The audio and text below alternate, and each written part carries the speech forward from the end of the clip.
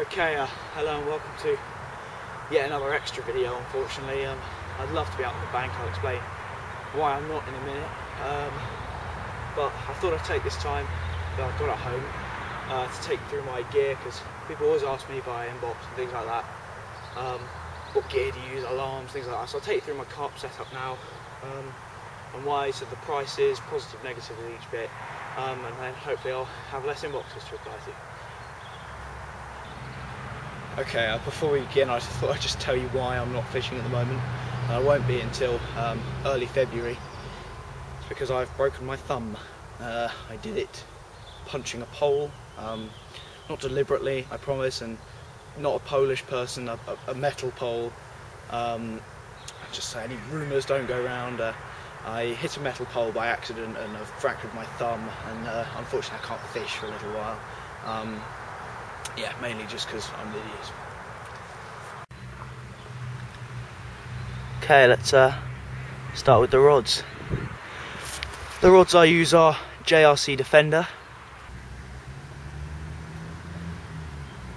They are 3-pound test curve, 12-foot carbon fibre rods, pretty much as simple as a carp rod goes, really. And the reason I like them so much, and you'll see sort of a trend with my gear, is that they are cheap, but they are good.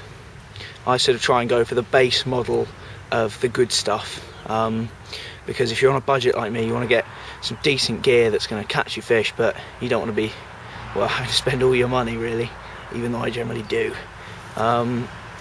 So yeah, positives and negatives. Okay, the main positive for me is the slimness of the rods. They have got an incredibly slim carbon blank right the way down from tip to base, and I think that makes them very aesthetically pleasing and also very nice to use. They're very lightweight and they cast very well. So yeah, that's the main positives with them really. The negatives, I'll zoom in on the bag over there. That's the bag it comes in. It is dreadful. It falls apart really easily.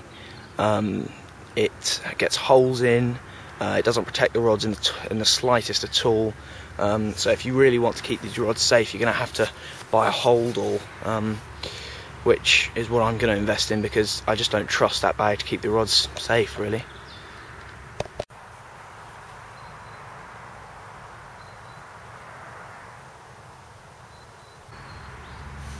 Right, so moving on to the reel and line. As you can see, I've gone with the Shimano ST 10,000 RAs, the bait runners. They are the base model of Shimano bait runners really, but it's a Shimano, so you're not going to go far wrong. Really smooth, great line lay, absolutely all you need really.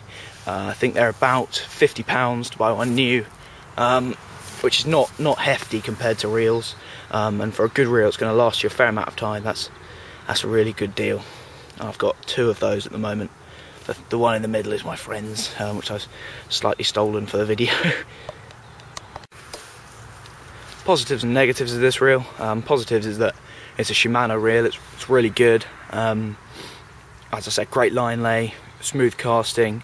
Negatives, oh yeah, that's one negative actually. If I look down there, you see those 2 controls at the back, just struggling to focus on.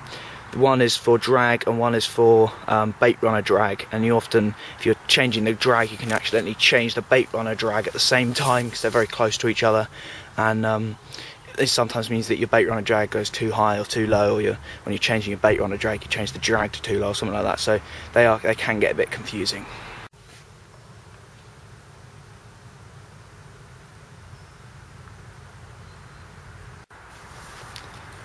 The line itself, I use, the line is probably the best part of my gear, and in my opinion should be the best part of anyone's gear. You can have Delkins or Nash sirens, you can have great amazing butt rests, but you're still going to not land fish if you're fishing with crap line. So I use Quarter Contour. This is 12-pound fluorocarbon main line.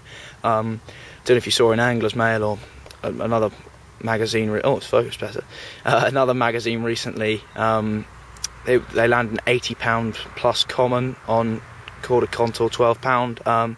It's just a great mainline, really. It sinks like an absolute something that sinks fast. Submarine, that'll do. Sinks like a submarine, and it's incredibly strong, and so I wouldn't swap that for the world. The negatives of it, obviously, is that it's very expensive. It's £20 for sort of 200 metres, so you've got to have to put backing behind it as well. But it's really, yeah, £20 is not a small price to pay for landing every fish you hook. And what was the other negative? Oh yeah, you can't really do surface fishing with it because it's fluorocarbon, so it sinks really heavily, and so you're going to need another spool of line to do surface fishing if you're going to fish with a bait runner.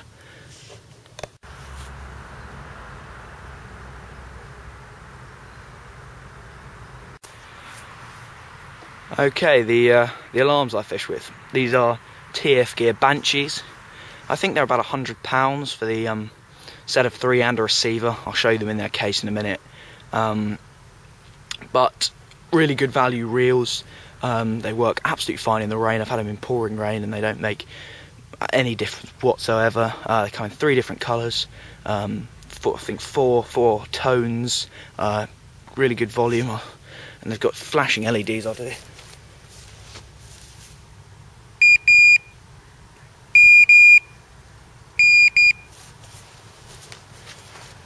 So mine came in a set with a white, a green and a red, but they can come in a blue as well. You can get a set of 4. Yeah, great value alarms that are not going to let you down. And okay, the negatives of these alarms, there only is one really. It's the main one is there's no sensitivity control. So if you're getting quite high winds, you can get line bites just from the wind, because they have you can't turn the sensitivity down.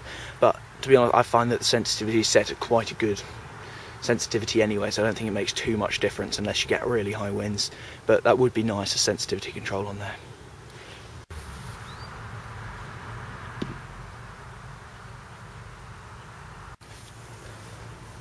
Okay, so we move on to the bobbin. It's an ongoing fishing argument, which is better, the bobbin or the swinger. In my opinion, it's completely all down to personal preference. As I said, the swinger eliminates wind bites, whereas the bobbin is generally more sensitive. I always fish with a bobbin, mainly because when I was young and learning to fish, I never had alarms, I couldn't afford them, so I just used to fish with a rod on free spool with a bobbin. So I had to watch the rod, and it was the most exciting thing when that little bobbin did its little exciting dance and jumped up to the top, and so I just find it so much more exciting than a swinger, and so that's why I use bobbins. If you're going to use bobbins, I don't think you can go far wrong with these ones. These are Gardener Bugs, about £10 each. They are quite expensive, that's the one negative, but they don't break. They have, you can see them really well. They've got a lovely white colour, and well, they're a bobbin, so I just love them. Wouldn't change them for the world. The only negative is that the chain is not especially long, so drop back bites can sort of, you don't hear them as well because the bobbin will run out of chain. So a longer chain would be nice. I don't know if you can upgrade the chain, I've never looked, but pretty much a great thing that I use pretty much all the time. I never used anything other than a bobbin, and to be honest, I never will.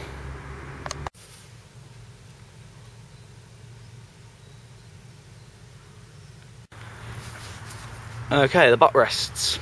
I'm a great believer in that, as I said earlier, you can spend great amounts of money on things like butt rests and, you know, alarms and bobbins and things like that. They're not going to make too much difference when you've got a fish on the end. It's your line and your rod and your reel that's really matters. So I don't spend a great deal of money on my butt rest. These are just Nash stainless steel. They're about £4 each, I think, and they work perfectly well. They've got great long sort of ears here that stop the rod coming out the top, and they don't break. They don't obviously respond to weather or anything like that. They're just a little solid butt rest that I like using.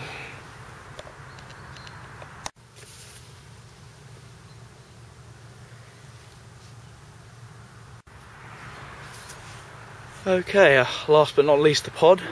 This is the TF Gear Light Speed Pod. The reason I've stripped it bare of everything is just to show you how light it is. It is just stupidly light. Comes in a great bag, which I'll show you in a minute, and despite being so light, it is incredibly sturdy. It's got fully adjusting legs. Each leg can adjust individually. You can move the buzz bars back and forward, and just incredibly well made, and for a really cheap pod by pod standards. I don't think you can go far wrong. I'll just show you this. One finger. At the moment it's not right there. Two fingers. I'll lift it up easily. I could do it with one if it didn't rotate, but literally the lightest pod on the market, and yet it is still ridiculously stable. I can't move that from side to side at all, because I'm stuck in the ground, and yeah, I really am pleased with this piece of kit. It's one of the few pieces of kit I have no regrets about buying. I can't find one negative about it. It is just absolutely great.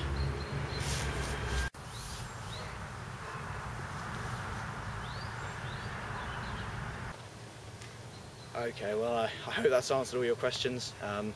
Of course, if you ever have any more questions, feel free to inbox me. I'm quite happy to answer any of them.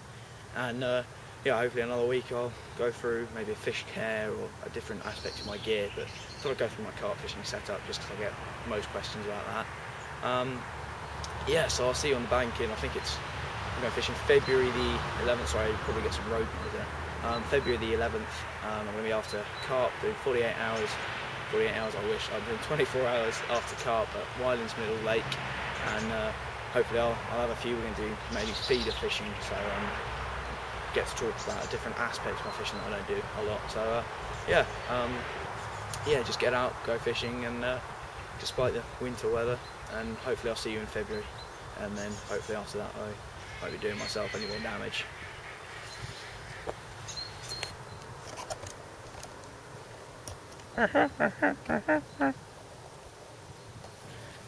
Set up what people would. Talking to yourself, first time that. Yeah, talking to a camera, first sign of a fishing genius. Yeah, how the AS model? Hang on. Whatever.